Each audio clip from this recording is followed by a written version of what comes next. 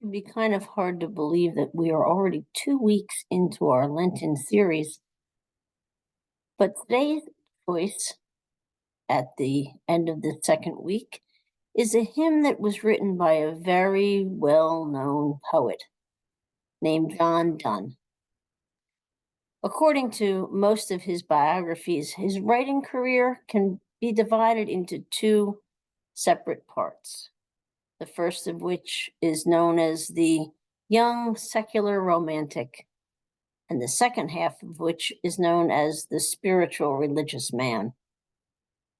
It's interesting that most analysis shows his use of language and imagery itself doesn't really change very much when he switches from the idea of love poems to the idea of love poems to God. During Lent, we are, of course, spending a great deal of time considering our own sins and confessing them to God. One poem seems also to dwell on our ability to accept that forgiveness from God is so freely given. Now, Donne himself became a member of the Church of England, converting from Catholicism, and then was ordained to the priesthood.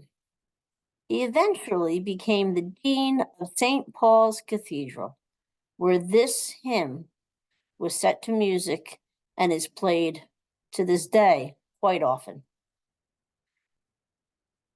In the book, The Life of Donne, author Isaac Walton wrote, "I have rather mentioned this hymn, for that he caused it to be set to a most grave and solemn tune, and to be often sung to the organ by the choristers of St. Paul's Cathedral Church, in his own hearing.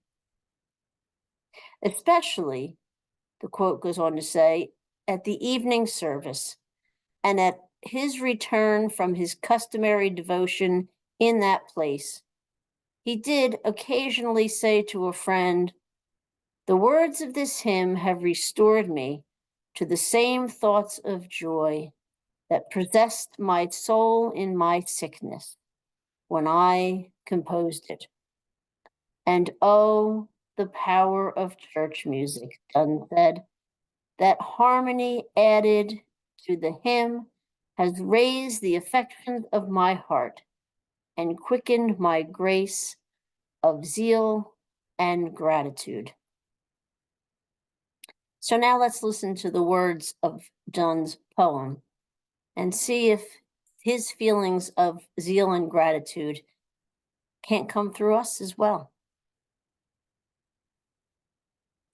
"Wilt thou forgive that sin where I begun, which is my sin, though it were done before? Wilt thou forgive those sins through which I run, and do still run, though still I do deplore? When thou hast done, thou hast not done, for I have more. Wilt thou forgive that sin by which I won with others to sin, and made my sin their door? Wilt thou forgive that sin which I did shun a year or two, but wallowed in a score? When thou hast done, thou hast not done, for I have more. I have a sin of fear that when I've spun my last thread, I shall perish on the shore. Swear by thyself that at my death thy sun shall shine as he shines now and heretofore, and having done that, thou hast done, I fear no more."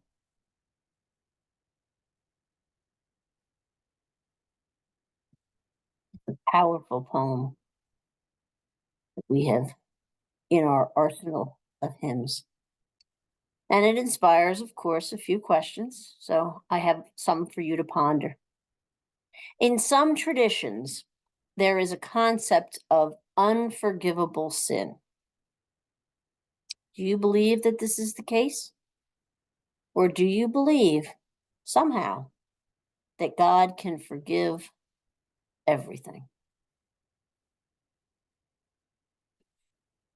Have you ever asked for forgiveness of a sin and then truly, truly felt that your slate has been cleansed?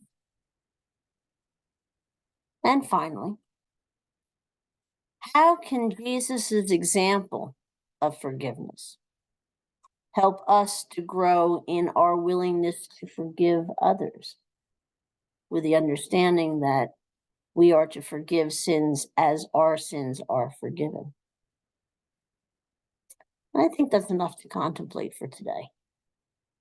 So I hope to see you back again tomorrow. And until then, take good care and may God bless.